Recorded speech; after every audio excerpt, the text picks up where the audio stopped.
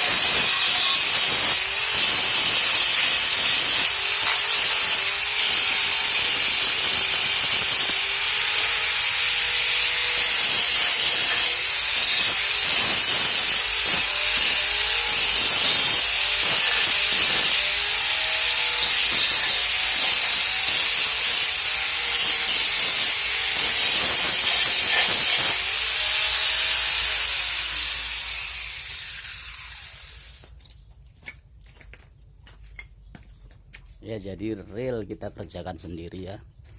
Ini sudah proses finishing, sudah halus. Setelah itu nanti tinggal amplas, baru kita finishing catnya. Monggo bagi yang mau pesan bisa mulai inbox nomor WA saya. Ini sudah ready gulung tali raffia. Nah, seperti ini prosesnya, tadi kita kerjakan sendiri. Kalau yang mau jual-jual monggo silahkan. Harga dari saya sudah net. Terima kasih. Semoga video ini bisa menginspirasi sampean untuk kerja di rumah, kerja mandiri di rumah maksudnya. Terima kasih. Assalamualaikum warahmatullahi wabarakatuh.